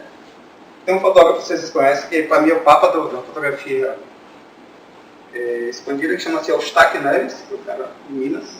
Se vocês não conhecem, por favor, procure o trabalho dele. Quando o erro dele começou a tomar um caminho assim, né, de comecei a circular, comecei a participar das coisas, comecei a levar mais a sério mesmo, comecei a flertar com todo esse tipo de informação, eu resolvi fazer uma coisa que a gente fala muito, né, tipo, fazer uma leitura de portfólio, olhar assim, tá, beleza, será que esse trabalho realmente é bom, interessante, ou eu sei que tem um caminho bacana aí, porque está entrando em alguns editais, algumas convocatórias, mas será que esse trabalho, até que ponto esse trabalho é bom? Que bom, se eu estou trabalhando com fotografia expandida, pintou uma leitura de portfólio, cara, no Recife, num festival chamado Sete Fotografia. Vou lá ver qual é. Batei na porta do cara, olha a mandada, assim, no máximo que ele vai dizer que, né, não vou isso. Aí fui lá, e aí eu vou até contar uma história rápida. Fui munido nessa conversa. Vou me encontrar o Chuck Ness, para mim era um cara que realmente eu admiro demais. Eu vou botar lá minhas cartas, não vou jogar as cartas lá para ele. E foi engraçado, porque eu cheguei no aeroporto, o voo foi cancelado. E foi uma doideira, porque muita gente queria fazer, as meninas da organização chegaram, a gente vai fazer o seguinte, vocês mandam um preview do portfólio de vocês que ele vai dar uma escolhida, porque tem gente demais querendo fazer a história. Aí já achei que não ia entrar, né? Aí no meio dessa história entrei entre os 20. Aí vou para o aeroporto, chegou no aeroporto, o cara falou, o voo foi cancelado, eu vou agora só a tal hora. Eu falei, mas não posso perder o curso, né? Porque eu já saí daqui. E aí o cara chegou e disse, tem uma possibilidade, você vai sair um pouco mais tarde, você vai para Maceió, de Maceió você pega um voo, depois vai para outro para Recife. Você vai chegar para Recife, chega um pouco atrasado, mas vou, né? Isso eu mandando para a Analira. A Analira é uma amiga nossa que trabalhou comigo no da música, que estava na organização do festival, e eu mandava uma mensagem para Ana, tudo o que acontecia eu mandava para Ana. E Ana naturalmente bocona e contava para todo mundo. E aí eu cheguei, fui para Maceió, quando chegou para Maceió, o cara falou, o voo foi cancelado. Mas tem uma possibilidade, pegar uma van. Você pode pegar uma van, que é a mesma coisa, e você vai chegar, assim, eu vou. E era engraçado, porque ficava aquela comoção, eu não vou processar, e eu, calma. Eu não dizia nada, eu só queria chegar em Recife. Me interessar, se ganhar dinheiro, se processar, o que eu ia fazer, eu queria chegar em Recife. E aí pegamos a van, algumas pessoas não toparam, mas umas 11, acho que 11 pessoas entraram na tal da van. Vamos para Recife. Eu, mensagem para Ana, vou chegar mais atrasado ainda, mas eu vou chegar. Não, você vai chegar aqui, vou chegar umas 5 horas aí, não tem problema não, que até umas 7 horas eu já falei com ele. Ele te espera. Já leu de todo mundo. Está aqui adiantando conteúdo, mas ele falou, não, então beleza. Quando chega no meio quando chega no meio da viagem, tem umas pedreiras, né, quem viaja muito para o Maceió conhece, tem umas pedreiras, os caras estavam dinamitando. Aí a Polícia Rodoviária Federal parou. Aí eu desci humildemente do carro, cheguei pro cara e falei assim, deixa eu fazer uma pergunta, senhor, quanto tempo vai demorar aqui? Umas 4 horas. Eu falei, perdi. Enfim, cheguei 9 horas da noite. Isso eu mandando mensagem enlouquecido pra Ana. Aí a Ana chegou e falou, não, olha, faz o seguinte, mas vai para amanhã. Amanhã, e o azar, que foram 2 dias, um dia era oficina e um dia era a leitura do portfólio. Por azar, ele fez a leitura do portfólio primeiro, geralmente é por último, né? Você faz a oficina e tal, enfim. Mas perdi. Mas vai pro curso. Vai pro curso, vai que ele arruma um tempo e tal, não sei o que. E fui desolado. Cheguei no hotel, a Ana, como CDF que chegou e disse, mas é o seguinte, ele passou um exercício, faça. Eu falei, eu nem fiz nada, nem falei com o cara, que eu vou fazer exercício. Eu não sei nem qual é o conteúdo, não, mas faça, você sabe, vai que ele gosta. Tá bom. Acordei 5 horas da manhã, peguei a história do e-mail e fui fotografar. Para mostrar o exercício do cara. Chego, enfim, fiz as fotos, e aí ele queria as fotos, umas fotos, ele deu um tema, não me lembro qual, e ele não queria nada, tratar, não se mexesse nada. Ele queria só 5 fotos com um tema que ele tinha dado. Bom, fiz o diabo das 5 fotos e fui para lá. Cheguei lá no Foto 7 Pontos, que estava acontecendo, eram umas 8h30 da manhã. Cheguei lá, não tinha ninguém. Aí encontrei com um amigo, Rafa Medeiros, vocês conhecem, que fotografia de livro e tal, que estava fazendo. Aí o Rafa chegou, não, cara. Ele passou o exercício e o pessoal pediu um pouco de tempo para ele, porque realmente de um dia para o outro e tal, e o pessoal tá indo, tá fazendo os exercícios, daqui a pouco chega. Ah, tá, tudo bem. Aí ele parou e disse, bicho, me conta essa história. Como o Rafa era muito amigo nosso, imaginei, não, o Rafa tá sabendo, né, porque é muito amigo. Daqui a pouco chega um, chega outro, todo mundo perguntando. Eu falei, pá, o festival inteiro tá sabendo essa história. O cara que tá chegando não chega. Aí vem ele. Ele olha pra minha cara e faz, você veio, né? Aí disse, eu vim. Aí ele parou, vou ler seu portfólio na hora do almoço. E foi um barato, assim, porque ele realmente leu e ele deu um gás, né? Assim, porque é um cara muito bom, gostou de algumas coisas, outras coisas não, por exemplo, o portfólio assim. E aí ele. Mas teve uma série que eu tinha começado a fazer, que era uma série muito pessoal, que era um problema que eu tive e que eu queria falar sobre aquilo. Comecei a rascunhar, né, imageticamente alguma coisa, então eu mostrei a ele. E aí ele chegou, olhou e fez, cara, mas do que se trata essa série? Aí eu fiquei meio encabulado, né? Ele falou assim, é uma coisa muito... Eu falei, não, é um negócio meio chato, não gosto de falar muito, não. Ele falou, não, mas aqui você tá entre amigos. Aí eu fui falar, é o seguinte, eu perdi a visão, uma parte da minha visão. Em 2007 eu tive um problema, eu perdi parte da minha visão lá do olho direito, então eu não enxergo, eu enxergo parcialmente o olho direito. Aqui, imagine você, porque é fotógrafo, tá, toda aquela história, até um baque. Né? É um baque. E eu sempre quis pegar e materializar aquilo de forma imagética, transformar aquilo em imagem, transformar aquilo, sei lá, em alguma coisa. E ficava meio assim, né? Pô, mas que caminho é esse? E aí ele sacou que tinha alguma coisa. E ele olhou, não, isso é interessante. Agora tem um detalhe. Ele chegou para mim e disse, olha, tem um detalhe. Quem tem que estar nessa imagem aqui é você. Essa série tem que ser totalmente feita em autorretrato.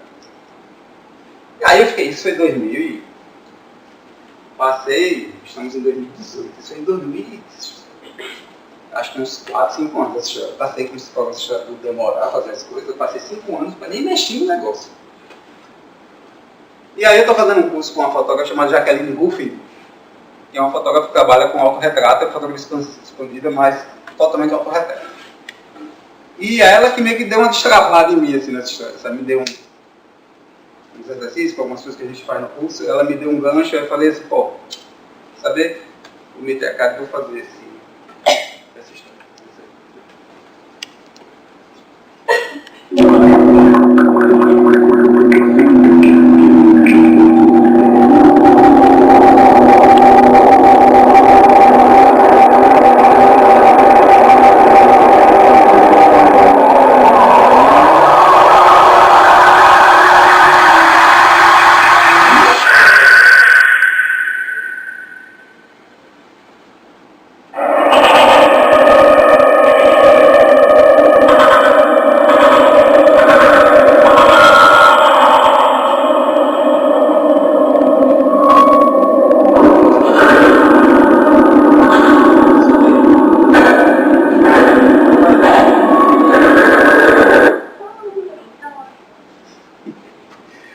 Essa foi a série. Essa foi a série. Se você quiser voltar, só para mostrar um pouquinho a história do processo, né? Que a gente tá, acho que a ideia é muito falar do processo. Pode, faça o que eu disse, faça saltando assim. Faça a imagem e você dá um pausa. Aí vai saltando, entendeu? Aqui. Não, volte lá do começo mesmo. Vou mostrar as coisas. Olha, o nome do sentido, sofrimento, a vontade de seguir. E foi bem isso. Passei um tempo sofrendo, um tempo, né, pensando naquela história e tal, chegou uma hora que você tem que seguir. E aí a ideia foi muito essa. Dentro do processo de composição das imagens, eu usei tudo que eu tinha de material na época. Então, assim, a textura foi criada com radiografia. Eu peguei uma radiografia e lixei, e fiz a textura, fotografei e fiz a textura. Isso aqui é isso aqui é grosso. Para dar uma contextualizada mesmo. É isso aqui, ó. Isso aqui é um exame, que foi o exame do olho que eu fiz na época. Eu fiz uma série de exames e tal, fiz muitos exames, porque tinha a coisa mais cruel dessa história toda não foi nem a história do perder a visão, deixar de perder a visão. Foram duas coisas. Uma foi que até hoje eu não sei porquê.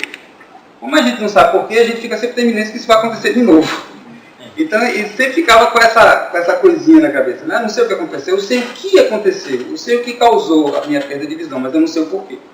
Isso sempre ficou, né? Eu passei um tempo, você fica um tempo pilhado nessa história. E a outra foi uma fase que eu vi de um médico em São Paulo, quando eu fui fui com uma porrada de médico, com médico que não vocês imaginarem. Todo mundo dava o mesmo diagnóstico, mas ninguém sabia porquê. E aí você fica meio, né? Tem aquela fase que você fica desesperado, você fica chateado, você fica triste, fica puto, fica muito triste. E aí eu fui no bam. Era o cara de retina e tal. Eu falei, esse cara vai me dizer alguma coisa. Saber que eu enxergo, volto a enxergar, eu não tinha essa. É engraçado que quem gosta de você que está do seu lado acha que piamente você vai voltar a enxergar. Mas eu não tinha essa coisa, eu ficava com essa experiência não, ficava na minha. E aí ele chegou uma coisa para mim, ele falou um negócio para mim, ele é turco. E ele era um cara muito duro, né? Ele chegou para mim, virou assim, a cadeira, tirou todo mundo da sala. Olhou para mim e disse, você é toxicômano? Eu disse, não. Tá. Deixa eu falar um negócio. Eu não sei o que dizer. Não sei. Tem coisa na vida, começou a falar. Ele falou pra caramba. Foi bacana o que ele falou, mas ele falou uma frase que foi, ele falou, podia ter sido pior, só podia ter, né, uma perda total da visão. Você pode perder totalmente sua visão, até porque a gente não sabe o que causou isso, então não tem como você atacar isso, porque você não sabe o que foi, mas eu acho que você não pode parar de pensar, de viver essas coisas, aquela história toda. Aí ele falou um negócio assim, mais difícil mesmo, você imagina, quem gosta de você estar do seu lado e passa por isso, você passa por uma história dessa. É difícil para vocês, imagine para quem está do lado, que vai ter que viver com uma pessoa, uma mudança tão radical. Aí eu fiquei pensando assim, né? Quando a gente pensa na gente, a gente fica naquela chama. Mas quando a gente começa a pensar de quem está do lado, o prisma, né, a coisa muda, né? Eu fiquei, poxa. Pode soltar, eu vou mostrar uma coisa.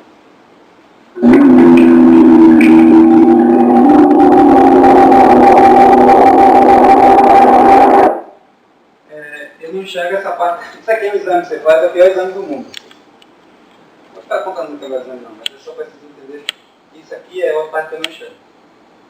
É um examezinho que você vai, fica aparecendo umas luzinhas, você vai clicando, sabe? Aí chega uma hora que quando chega aqui, você não enxerga. E aí você não clica. E aí dá um silêncio, um negócio horroroso. Então essa parte aqui é a parte que eu não vejo. Pode passar.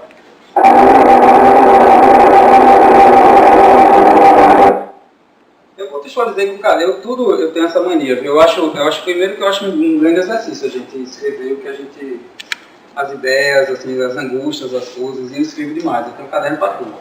Se você pegar minhas pastas com as séries, toda a série minha tem uma pasta, tem um caderno. Eu recorto, eu boto coisa, eu escrevo, eu boto palavra, eu boto alguma coisa e tal. E aí, você vê que foi em 2007, é 5 de julho de 2007, primeiro, 25 de junho de 2015, eu faço essas coisas todas, sempre fiz. E aí eu conto muito isso, né? Essa foi o primeiro momento, aquele momento que, no início, desespero, dúvida, fé, aquela história toda, eu saio colocando mesmo, eu sempre fui muito de escrever. Pode soltar.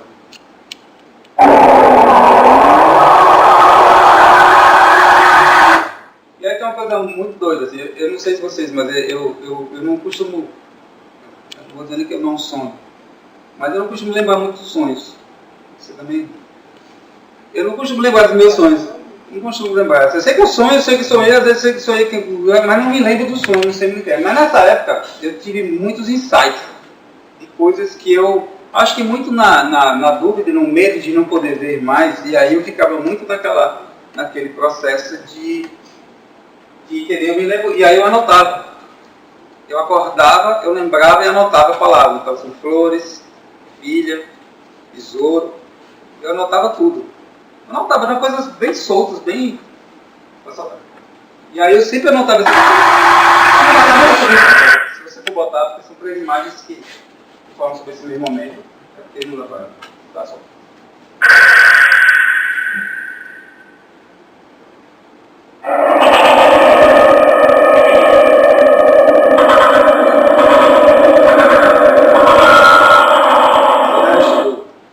Pode soltar esse resto do...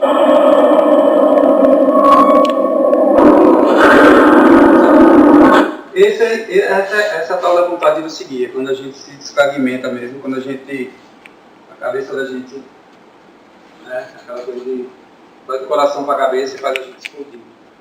E é isso. Não tem... É tão bom fazer isso, sério. É libertador fazer isso aí. Eu vou ser sincero, se façam coisas assim, é muito bom. É difícil pra caramba, é difícil, né? A gente sofre, mas é muito bom, viu? É muito bom. Deixa eu tentar de uma foto, mas enfim, vou contar logo o começo da outra, porque a outra tem uma história mais louca. É história, né? Tem uma história. Gente, eu vou passar um negócio para duas coisas que eu vou passar para vocês, só vou pedir para vocês tenham um pouco de cuidado. Tá? É um troço meio... Isso aqui. Eu estava na casa de minha mãe, uma vez eu visitava, e ela estava naquele processo, sabe aquele processo, você olha, começa a pegar um monte de coisa fora? Estava um monte de coisa fora, né? E aí tinha esse negócio aqui. Isso aqui é um diário. Está escrito amor. A-M-R. Achei curioso, acho bonito, eu gosto dessas coisas. É lindo, é lindo.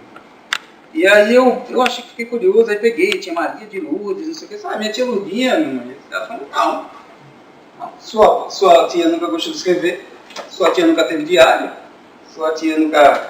Deixa eu ver esse negócio pra cá. Que negócio louco. E aí ela pegou e mostrou isso aqui, aí eu olhei, né, para Poesias e Contos, Aracaju, em 1º de setembro de 1945, Brasil. E aí eu comecei a folhear.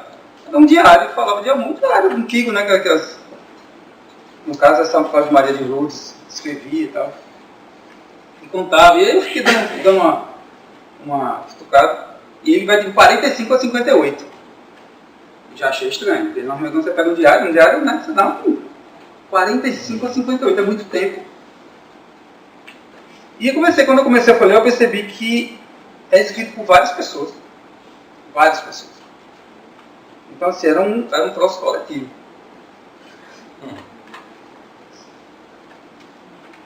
Aí eu fiquei, pô, isso vai ter que dar alguma coisa. Eu tenho que fazer alguma coisa disso aqui, não é possível. Isso aqui não vai cair na minha mão toda. Vou ser castigado se eu fizer alguma coisa com isso. Aí nunca tive uma ideia para fazer isso aqui. Nunca tive uma ideia. Eu precisei ter uma desilusão amorosa para fazer alguma coisa com isso aqui. Eu tive que ter uma relação casa, enfim, algo que me marcou muito para ter me dado um start. Qual foi o start? Eu comecei a reler esse troço, a procurar, né? E comecei a perceber que em algumas palavras, algumas poesias, alguns temas até, algumas frases soltas, me remetiam àquela relação. Alguma coisa me remetia àquela relação que eu tinha tido, que foi tão forte que não acabou bem, vamos dizer assim. E aí eu pensei, pô, agora eu acho que eu tenho o gancho. Eu acho que agora eu tenho um gancho para fazer alguma coisa. Porque todos esses autores aqui, eu até fiz a frase, né, que é a minha história de amor contada através da história dos outros. E aí eu fiz essa série também, que chama-se... Botei aqui, eu nunca nem lembro o nome do série. Os temas não são bons. O café é preto como inferno, doce como pecado e tem como amor. E aí tem, se vocês quiserem ver, viu, gente, pode ver.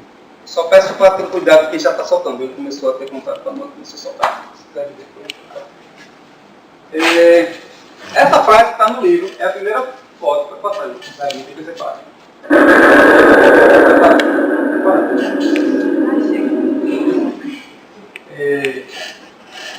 Estava falando de mercado, né, essa história é engraçada, porque eu não contente que eu queria um coração, eu pensei na imagem e tal. E aí tem essa frase, né? café feito como inferno, música com pecado feito como... Eu falei, não, eu quero um coração, não chave, eu vou ficar procurando coração na internet, porque já dentro desse processo mesmo de a gente contextualizar as coisas, buscar essas referências mais orgânicas para a gente botar no trabalho da gente. Aí eu fui no mercado comprar um coração de boi. Ficou um macumbeiro, né? O cara olhou para minha cara. Primeiro que teve um exercício, só para explicar, teve um exercício da Jaqueline, e ela mandava fazer um trabalho com tipo, animais, com coisas assim, né? Natureza morta. E aí eu tive uma brilhante ideia de usar peixe, usar boi, usar um negócio louco. E aí eu comprei 2 pernas de boi desse tamanho, assim. Aí no outro semana ela passava no exercício e ia lá comprar um coração de boi. No outro semana eu virei um macumbeiro, né? Cara, nem olhava na minha cara. E o senhor vai querer o que agora? Quer um chip? Já estava assim, né? Aí eu comprei, fotografei no fundo branco, joguei, botei, apaguei, né? Porque se você olhar aí, você vai ver que todos os textos eu apaguei. Comecei a buscar frases, textos, coisas que me remetiam à minha relação, as coisas que eu vivi. E a trilha do Daniel todo em autorretrato também. Foi fácil.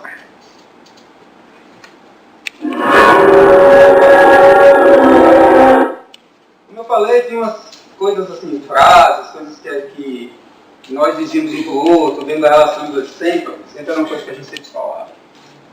Então eu fui buscando, fui lembrando, fui fazendo. Tem muita coisa interessante. Comecei a dar uma surtada pesada, assim, quando eu comecei ali, porque é impressionante, quanto mais eu cutucava, mais eu achava coisas que tinham a ver com essa relação e tal. Dentro do processo, eu tive uma ideia. A história do café, volta à história do café. A história do café é interessante, porque o café, qual o norte que o café deu nessa história? A hora do café da manhã era que a gente era mais casal, vamos dizer assim. A hora do café da manhã era a hora que a gente vivia a rotina. Fazia o café, história, a gente conversava sobre a vida, sobre as histórias. E eu adoro café. Então. Aí eu tive a ideia de usar, texturizar o papel com café. Eu passei aqui, Marcos. Olha só. Pode cheirar que você tem. Eu texturizei o papel com café. Com café. E depois imprimi em cima a história. Depois de imprimir, eu fotografava de novo. E jogar para o computador para depois jogar para a tela. Para depois imprimir de novo. Porque por causa das linhas que não saíam. Bom, ela vai comer a foto. O bebê, né? Coar. Pode passar.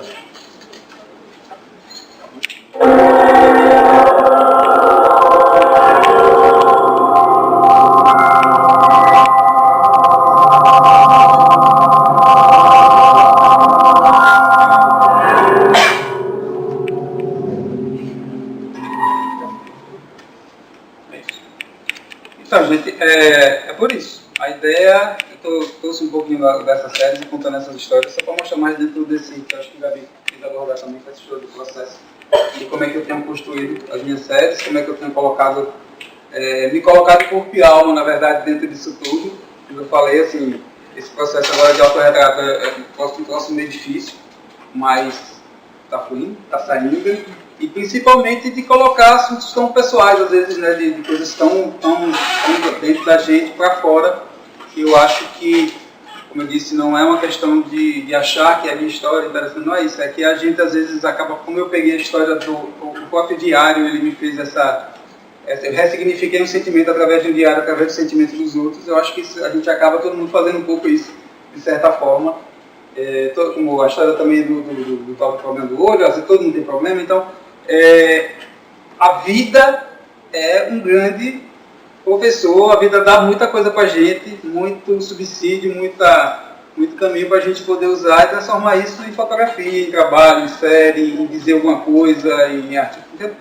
É o que eu tenho para dizer para vocês, assim, se forem fazer os seus trabalhos, suas histórias, pensem nisso, não pensem só aqui, não pensem só na imagem pela imagem, comece a pegar essa possibilidade de imagem dentro de um caldeirão e comece a jogar tudo que vocês têm dentro, que vocês vivem, que eu acho que deixa o trabalho realmente mais robusto, mais rico e, acima de tudo, mais verdadeiro, mais cada um de nós.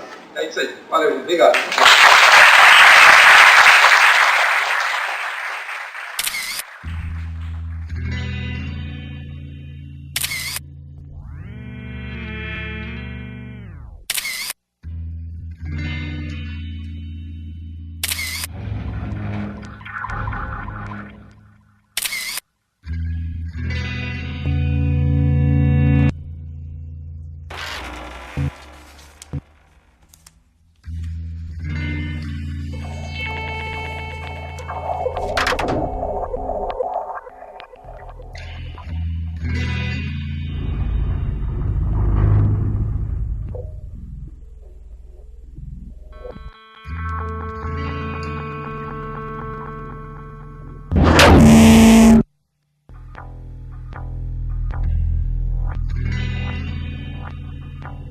Tchau.